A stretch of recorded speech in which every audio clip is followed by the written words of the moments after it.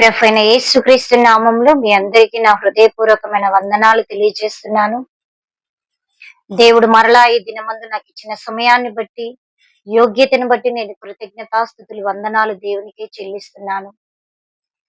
నిజంగా ఈ దినం నేను సజీవంగా, ఆరోగ్యంగా ఉన్నానంటే నా శక్తి, నా బలం కాదు, కానీ దేవుని యొక్క ఉచితమైన కృపను బట్టి నేను మరలా మీ ముందుకు సజీవంగా రాగలిగినాను. సమస్త స్తుతి, ఘనత, మహిమ, ప్రభావము దేవునికే చెల్లునుగాక. హల్లెలూయా, హల్లెలూయా. నేను ఈరోజు ఒక స్టోరీ ద్వారా మరలా నేను మీ ముందుకు వచ్చి ఉన్నాను.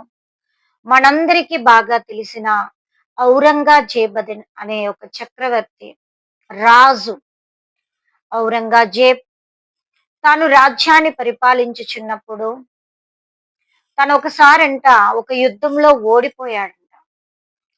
ఓడిపోయినప్పుడు తను జీవితం మీద విరక్తి చెందాడు. నేను ఇంత పెద్ద మహా చక్రవర్తినయి, ఇంత పెద్ద రాజునై ఉండి నాకు అపజయం వచ్చింది, నేను ఓడిపోయాను, ఇంకా నా బ్రతుకెందుకు అని చెప్పి ఆ సైన్యాన్ని అంతటిని వదిలి అడవిలోకి వెళ్ళిపోయాడు. అడవిలో అటు ఇటు ఇటు అటు చాలా నిరాశతో తిరుగుతా ఉన్నాడు. అప్పుడు ఔరంగజేబు ఒక స్థలములో కూర్చున్నప్పుడు ఒక మూలన ఒక దృశ్యాన్ని ఆయన చూచాడు. ఏంటా దృశ్యం అంటే, ఒక చిన్న చీమ.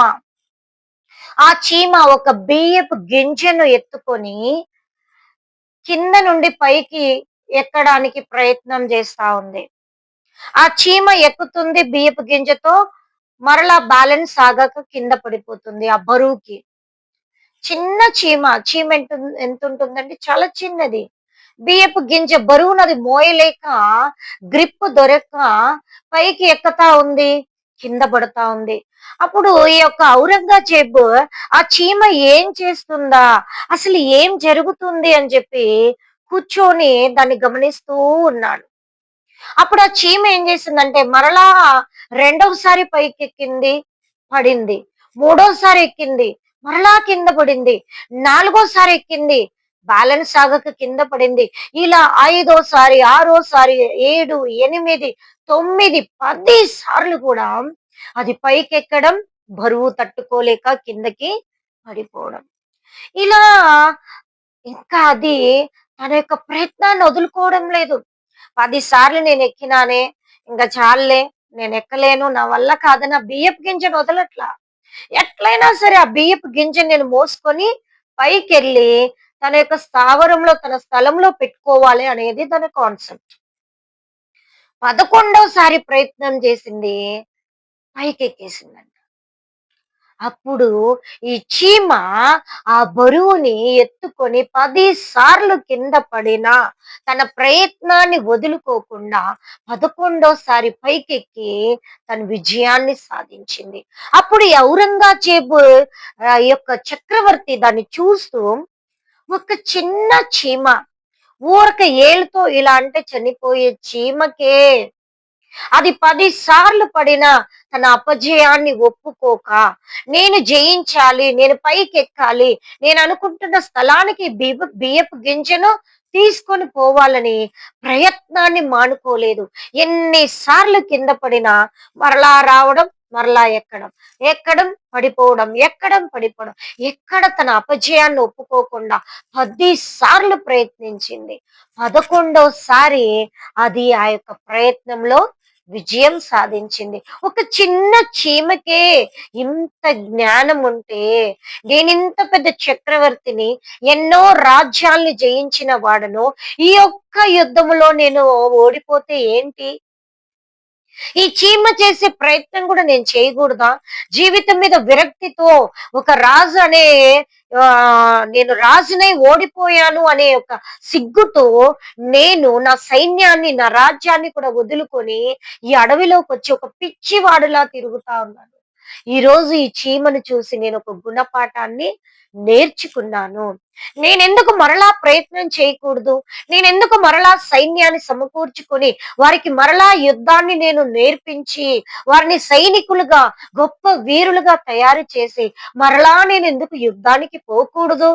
ఒక చీమే 10 సార్లు ప్రయత్నం చేసి అది గెలిచినప్పుడు మనిషినైన నేను, చక్రవర్తినైన నేను, ఎన్నో రాజ్యాల్ని ఓడించిన నేనెందుకు ఆ ప్రయత్నం చేయకూడదు? నేను పిచ్చివాడిలా ఎందుకు నేను ఈ అడవిలోకొచ్చానని చెప్పి ఆ చీమను చూసి బుద్ధి తెచ్చుకొని మరలా ఔరంగజేబ్ తన యొక్క రాజ్యంలోకి పోయి తన సైన్యాన్ని, ఓడిపోయిన సైన్యాన్ని సమకూర్చుకొని మరలా వారు ఆ యొక్క యుద్ధానికి కావలసిన ప్రతి ప్రాక్టీస్ ని చేసి మరలా యుద్ధంలో జయించారు. హల్లెలూయా, హల్లెలూయా. ఒక చిన్న చీమను చూసి ఔరంగజేబ్ తన యొక్క ఓడిపోయిన యొక్క సిట్యుయేషన్ ని మరలా గెలుపుకి పునాదిగా వేసుకున్నాడు. ఒక చీమే అన్ని సార్లు ప్రయత్నం చేస్తే నేనెందుకు చేయకూడదు? ఎస్, బైబిల్ గ్రంథంలో ఒక మాట ఉంది. ఔరంగజేబు జస్ట్ చీమను చూసి జ్ఞానాన్ని తెచ్చుకున్నాడు. ఇక్కడ బైబిల్ గ్రంథంలో ఒక మాట ఉంది, నేను చదువుతాను, అందరు జాగ్రత్తగా వినండి. సామెతల గ్రంథము 6వ అధ్యాయము 6వ వచనం. సామెతల గ్రంథము 6వ అధ్యాయము 6వ వచనంలో, సోమరి చీమల యొద్దకు వెళ్ళుము, వాటి నడతలు కనిపెట్టి జ్ఞానము తెచ్చుకొనుము. హల్లెలూయా, హల్లెలూయా. ఇక్కడ దేవుని యొక్క వాక్యం చెప్తుంది ఏంటంటే, సోమరి నీవు చీమల యొద్దకు పో, వాటి నడతలను చూచి నీవు జ్ఞానము తెచ్చుకో అంటున్నాడు దేవుడు.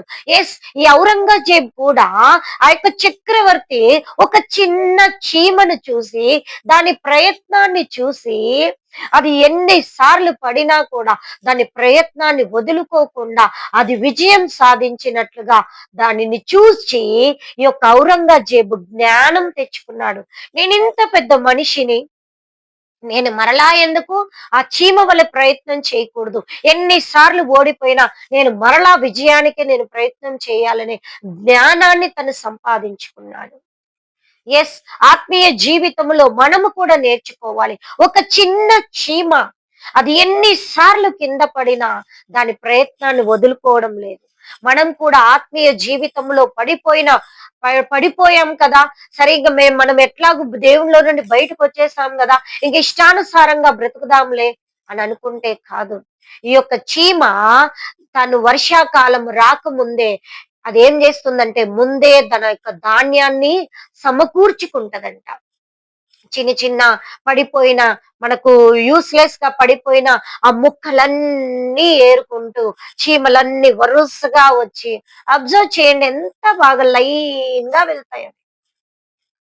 మనకు క్రమం లేదు, మన జీవితాల్లో ఒక క్రమం లేదు, సహాయం లేదు.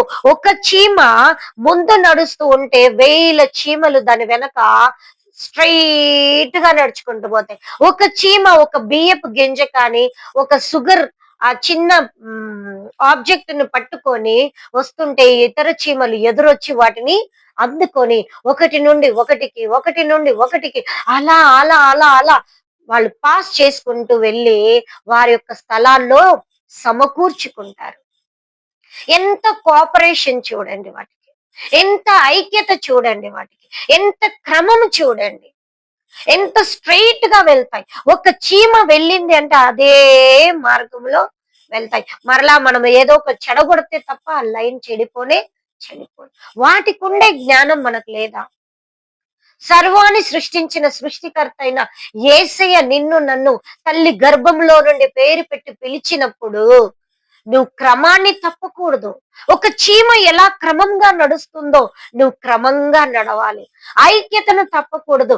ఒక్కొక్క చీమ 1000 చీమలున్నా కూడా అవి పట్టుకున్న ఆహారాన్ని ఒకరి నుండి ఒకరికి, ఒకరి నుండి ఒకరికి అలా పాస్ చేస్తూ వారు అనుకుంటున్న స్థలానికి వారు తీసుకొని వెళ్ళిపోతారు. సమకూర్చుకుంటున్నాయి. వర్షాలు వస్తే మనం ఏడ కొట్టుకొని పోతామో, మనం చిన్న జీవులం కదా, మనల్ని ఎవరైనా తొక్కేస్తారు, వర్షంలో కొట్టుకపోయి చచ్చిపోతాము. మనం బయటికి రాకుండా ఏం చేయాలా? కొన్ని సీక్రెట్ ప్లేస్లలో మనం ఉండాలా. మనం ఉండాలంటే బ్రతకాలంటే ఆహారం కావాలా. కాబట్టి ఈ యొక్క చలికాలము, ఎండల కాలంలో అవి ధాన్యాన్ని సమకూర్చుకుంటూ ఉంటాయి. మరి సర్వోన్నతుడైన దేవుని బిడ్డలమైన మనము ఎలా ఉంటున్నాం దేవుని సన్నిధిలో? ఒక క్రమంతో బ్రతుకుతున్నామా? ఒక క్రమాన్ని దేవుడు చూపించాడు. నేనే మార్గమును, సత్యమును, జీవమును అన్నాడు. యేసయ్య అంటున్నాడు, నా ద్వారానే తప్ప ఎవడునో తండ్రి రాజ్యానికి ప్రవేశించలేడు. ఒక చీమ లైన్ గా ఆ ముందున్న చీమను అనుసరించుకుంటూ వేల చీమలన్నీ వెళ్తూ ఉంటాయి. మరి నువ్వు నేను యేసయ్యను అనుసరించి అలాగ స్ట్రెయిట్ గా మనం నడవలేమా? వాటిని చూచి మన జ్ఞానాన్ని తెచ్చుకోలేమా? ఒక చీమలు, వేల చీమలు పాస్ చేస్తూ ఆహారాన్ని ఐక్యతతో, కోఆపరేషన్ తో, కొలాబరేషన్ తో ఉంటున్నాయి. మరి నీవు నేను అలాంటి ఐక్యత దేవునిలో కలిగి ఉండలేమా? సమకూర్చుకుంటున్నాయి. మరణం నుండి వాటిని కాపాడుకొని సురక్షితమైన స్థలములో అవి ఉంటున్నాయి. మరి నిన్ను నన్ను సృష్టించిన దేవుడు మరలా రెండవ రాకడ వచ్చినప్పుడు నరకంలోకి పోకుండా నా ప్రాణాన్ని మనం కాపాడుకోలేమా? అవి మరణిస్తాయని భయపడి బయటికి రాకుండా ఒక సీక్రెట్ గా ఉండే స్థలాల్లో ధాన్యాన్ని పెట్టుకుంటున్నాయి. నిజంగా పెద్ద పెద్ద వర్షాలు వస్తే అవి కొట్టుకుపోయి ఎక్కడో చచ్చిపోతాయి. ఆ మరణం నుండి అవి కాపాడుకుంటున్నాయి వాటిని అవి. మరి వాటికుండే జ్ఞానం మనకు లేదా? దేవుడి 3 ప్రశ్నలు అడుగుతున్నాడు. మార్గాన్ని దేవుడు చూపించాడు యేసయ్య. నేనే మార్గమునన్నాడు. ఐక్యత. ఇంకోటి మరణము నుండి కాపాడుకోబడడం. ఈ ఔరంగజేబ్ ఆ చిన్న చీమను దాని ప్రయత్నాన్ని చూచి ఇంత గొప్ప చక్రవర్తిని ఎన్ని రాజ్యాలు నేను జయించలేదు, ఒక్క రాజ్యానికి నేను ఓడిపోయినప్పుడు నేను ఎందుకు నా ఓటమిని ఒప్పుకొని ఈ అడవిలోకి నేను రావాలా? ఈ యొక్క చీమ ప్రయత్నించినట్టు నేను ఎందుకు చేయకూడదు? ఓడిపోతేమి అని చెప్పి జ్ఞానాన్ని తెచ్చుకున్నాడు ఔరంగజేబ్. మరి నీవు నేను ఆ చీమల్ని చూసి జ్ఞానాన్ని తెచ్చుకుంటున్నామా? ఆ మార్గంలో మనం నడుస్తున్నామా? యేసయ్య చూపించిన మార్గంలో ఆ చీమల వలె స్ట్రెయిట్ గా నడుస్తున్నామా? అవి పాస్ చేసుకుంటున్నట్టుగా ఫుడ్ ని మరి మనలో ఆ ఐక్యత ఉందా? సహవాసం ఉందా? దేవునితో సంబంధం మనకుందా? ఆ వర్షాల నుండి, ఆ మరణము నుండి వాటినవి కాపాడుకోవడానికి సురక్షిత ప్రాంతాలు ఎన్నుకున్నట్లుగా నీవు నేను నరకాగ్ని నుండి, మరణం అనే యొక్క నరకము నుండి మనము రక్షింపబడి సురక్షితమైన పరలోకంలో చేరడానికి మనం సిద్ధంగా ఉంటున్నామా? మనల్ని మనం పరిశోధించుకోవాలి. ఇక్కడ దేవుని యొక్క వాక్యం చెప్తుంది, సోమరి చీమల యొద్దకు వెళ్ళుము. చీమల్ని ఊరికే దూరం ఉండి చూడు అని దేవుడు చెప్పడం లేదు. చీమల యొద్దకు వెళ్ళుము, వాటి నడతలు కనిపెట్టి జ్ఞానము తెచ్చుకొనుము, బుద్ధి తెచ్చుకొనుము, జ్ఞానము తెచ్చుకొనుము. వాటి నడతలు నువ్వు కనిపెట్టు. ఎంత స్ట్రైట్ గా అవి వెళ్తున్నాయి, ఎలా జీవిస్తున్నాయి. వాటికి న్యాయాధిపతి లేడు, వాటికి లీడర్ లేరు, వాటికి పీటీ సార్ లేరు, పీఈటీ ఎవరు లేరు, ఒక టీచర్ లేదు, ఒక కాపరి లేరు, ఎవరు లేరు. అయినా అవి ఎంత స్ట్రైట్ గా వెళ్తున్నాయి. ఇవన్నీ కలిగి ఉన్న మనం ఎట్లున్నాం? మనకు క్రమం ఉండడం లేదు. అందుకే దేవుడు అంటున్నాడు, చీమల యొద్దకు వెళ్ళుము, వాటి నడతలు కనిపెట్టి చూచి జ్ఞానాన్ని తెచ్చుకో. అవి ఎంత బాగుంటాయంటే చూడండి, మరలా నేను కింద వాక్యం చదువుతాను. వాటికి న్యాయాధిపతి లేకున్నను, పై విచారణకర్త లేకున్నను, అధిపతి లేకున్నను, అవి వేసవి కాలమందు ఆహారము సిద్ధము చేసుకును. ఇందాకే నేను చెప్పాను అన్నమాట. ఆహారాన్ని సిద్ధపరుచుకుంటాయి. సోమరి ఎందాక నీవు పండుకొని ఉందువు. ఎంతసేపు మనము ఆత్మీయ జీవితంలో సోమరులుగా ఉంటాం. ఒక చీమలకు ఉండే జ్ఞానం మనకు ఉండదా? మన కొరకు యేసయ్య ఆయన సిలువలో రక్తాన్ని కార్చి, ఆయన యొక్క చేతుల్లో మేకులు గుచ్చబడి, కాళ్ళలో మేకులు గుచ్చబడి, తలలో ముళ్ళ కిరీటం పెట్టి, తన శరీరం అంతా నాగలి చాళ్ళ వలె దున్నబడి, చాలినంతగా రక్తాన్ని కార్చి, తన శరీరంలో రక్తము లేక నీరు రక్తము కారెను అని మనం చూస్తున్నాం. ఇంతగా యేసయ్య మనల్ని ప్రేమిస్తే ఆయన చూపించిన మార్గంలో ఒక చీమల వలె మనము నడవడం లేదు. ఆయనంతగా మన కొరకు మరణించి తిరిగి లేస్తే మన మధ్యలో, కుటుంబాల్లో, సంఘాల్లో ఎక్కడ కూడా ఐక్యత అనేది లేదు. ఆయన మన కొరకు మరణించి తిరిగి లేచి ఆయనని మనం అంగీకరిస్తే, ఆయనని మనము అంగీకరించి ఆయన యొక్క నడిపించిన త్రోవలో మనల్ని నడిస్తే పరలోకముకి తీసుకెళ్తానంటున్నాడు దేవుడు. నరకాగ్నిని తప్పిస్తానంటున్నాడు. ఆ చీమలు ఎలాగ మరణాన్ని తప్పించుకోవడానికి సురక్షితమైన ప్రాంతాన్ని ఎన్నుకుంటాయో, అలాగ పరలోకం అనే సురక్షితమైన ప్రాంతంలో దేవుడు మనల్ని చేర్చాలనుకుంటున్నాడు.